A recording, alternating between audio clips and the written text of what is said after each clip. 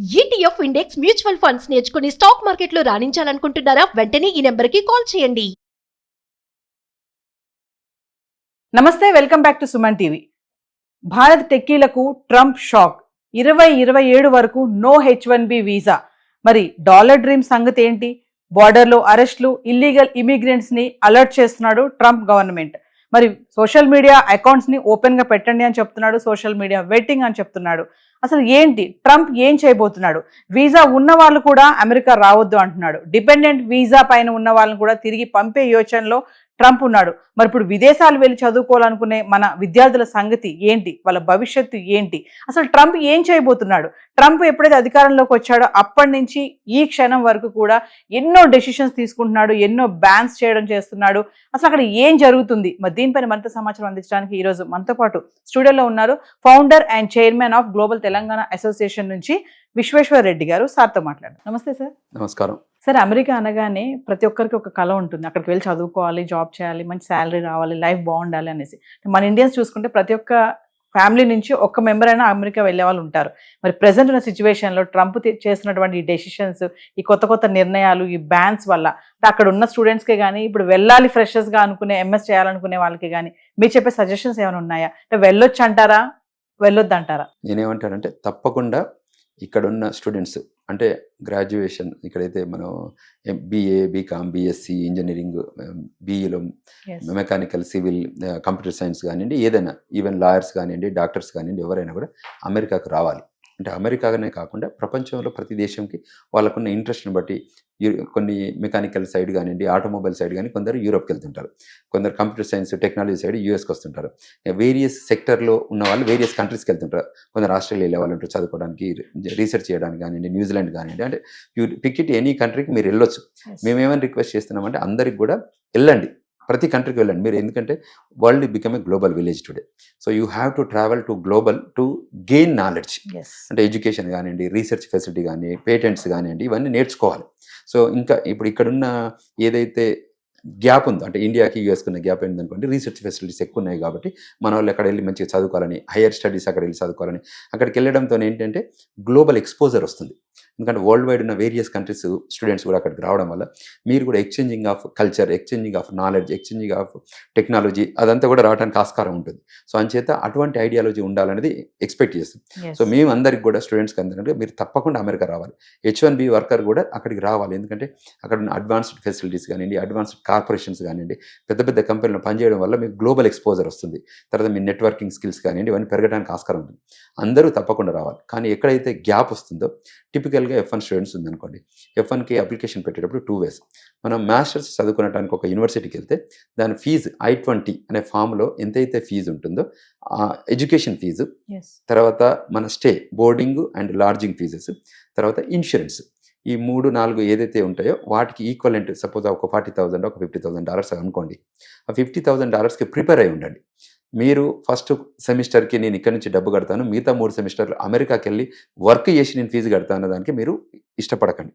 Parents కూడా విజ్ఞప్తి చేస్తున్నాం ఏంటంటే, మీరు పిల్లల్ని పంపించేటప్పుడు ఈ $40,000, $20,000, $50,000 ఏదైతే ఫీజు ఎంతైనా పర్లేదు, ఆ ఫీజుకు మీరు ప్రిపేర్ కండి.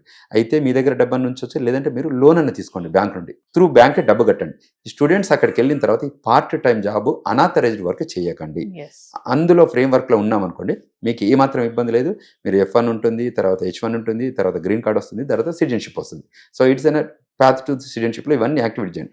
ఎక్కడైతే మీరు వయలేషన్ చేస్తారో, వయలేషన్స్ అనేది అక్యుములేట్ అయితే మీరు పోర్ట్ ఆఫ్ ఎంట్రీలో, అంటే ఇండియాకి వెళ్ళి మళ్ళీ వస్తున్నప్పుడు ట్రాకింగ్లో మీరు దొరికి, ర్యాండమ్ ఆడిట్లో పిక్ అయ్యి మీరు దొరికితే అప్పుడు ఏమవుతుంది, మీరు డిపోర్ట్ అవుతారు. సో మీరు పెట్టిన ఎఫర్ట్స్ అంతా వేస్ట్ అవుతుంది. సో అంచేత మీరు if you are loyal to the country, if you are loyal to the law of the land ఉందనుకోండి, మీకు ఏమాత్రం ఇబ్బంది లేదు. ఈవెన్ H1B ప్రోగ్రామ్ అనుకోండి, H1B ప్రోగ్రాంలో కూడా మనం ఫేక్ డాక్యుమెంటేషన్స్ కానివ్వండి, ఫేక్ ఇష్యూస్ ఏమైనా ఉంటే అప్పుడు కూడా పోర్ట్ ఆఫ్ ఎంట్రీలో కానీ, వీసా దగ్గర కానీ ఇష్యూస్ వస్తాయి. Otherwise if you have a proper documentation, proper thing ఉంటే మీకు ఏమాత్రం ఇబ్బంది ఉండదు. అంటే కొంతమంది ఇక్కడ నుంచి వెళ్ళే వాళ్ళు కన్సల్టెన్సీస్ ద్వారా కూడా వెళ్తూ ఉంటారు కదా, అక్కడ కూడా ఏమైనా స్కామ్స్ జరుగుతాయా? అంటే స్కామ్స్ జరిగితే ట్రాక్ చేయాలి. అంటే ఇప్పుడు నేను స్కామ్ చేసేలాగా ఎవరైనా ఆర్గనైజేషన్ ముందుకు వచ్చిందని చెప్పామనుకోండి, మన జాబ్ మనం ఇప్పుడు we are not kids, we need to do the due diligence, evaluate చేసుకోవాలి, సజెషన్ తీసుకోవాలి. ఇప్పుడు మేము ఉన్నాం కదా, we are there to help them. ఏదైనా ఫ్రాడ్యులెంట్ యాక్టివిటీ జరుగుతుందంటే ఒపీనియన్ తీసుకోవచ్చు మా దగ్గర. మేము కూడా సింపోజిజమ్స్, సెమినార్స్, వెబినార్స్ ఆర్గనైజ్ చేస్తుంటాం. You can join those, understand them. ఇప్పుడు మేము లాయర్లతో కానివ్వండి, సిపిఐ చార్టెడ్ అకౌంట్లతో కానివ్వండి, తర్వాత ఎమినెన్సీ యూనివర్సిటీ ప్రొఫెసర్లతో కానివ్వండి, మేము చాలా ఇంటర్వ్యూలు పెట్టిస్తాం. So that you can have a good knowledge, education. So మనం ఫ్రాడ్యులెంట్ అనుకున్నప్పుడు you should be away from it, దాని నుంచి దూరంగా ఉండడం బెటర్.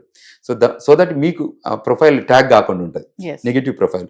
సో అటువంటి ఐడియాలజీ ఉండాలి, దానికి గైడెన్స్ తీసుకోవచ్చు మా దగ్గర. Plus our immigration law office కూడా we are there to help them, to guide them properly and educate them properly, so that they can do a second decision కూడా ప్రాపర్గా తీసుకునేటట్టు.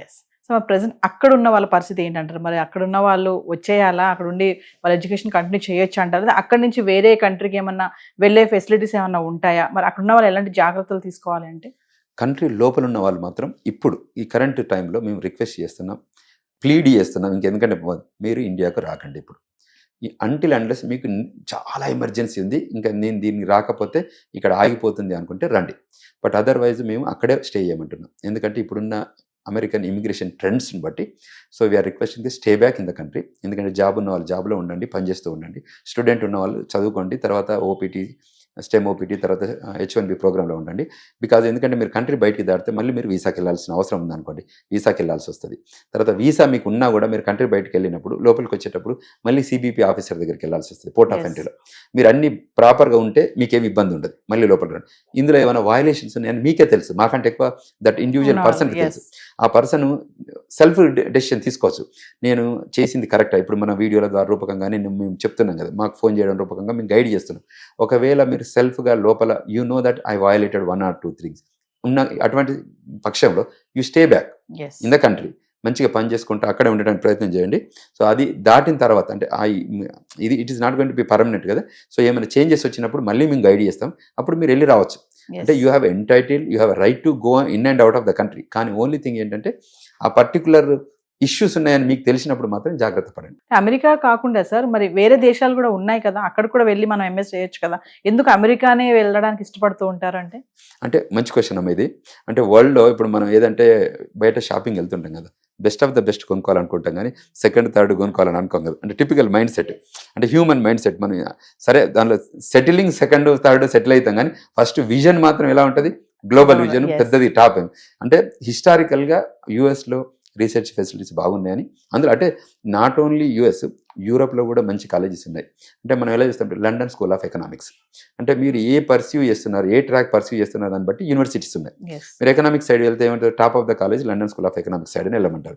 బిజినెస్ అనుకోండి, అక్కడ వాటన్ బిజినెస్ స్కూల్ ఉంటుంది, seed business school ఉంటుంది. అంటే various కంట్రీలో తర్వాత ఒక్కొక్క ఏరియాకు మనం ఒక ప్రోడక్ట్ ఉంటుంది. చూడండి ఇప్పుడు అమెరికాలో కూడా టెక్నాలజీ ఒక దగ్గర ఉంటుంది, మీకు బిగ్ 3 ఆటోమొబైల్ కంపెనీస్ డెట్రాయిట్లో ఉంటుంది. సో అంటే మేము చెప్పింది సిలికాన్ వ్యాలీ కాలిఫోర్నియాలో ఉంటుంది, మరి ఇప్పుడు మీడియం సెంట్రల్ సిలికాన్ వ్యాలీ ఆస్టిన్లో ఉంది, మరి RTP అని రీసెర్చ్ ట్రయాంగిల్ పార్క్ అని ర్యాలీ నార్త్ కెరళైనా ఉంది. సో నేను ఏం చెప్తున్నా అంటే వాళ్ళు వెళ్ళేటప్పుడు people will travel in various.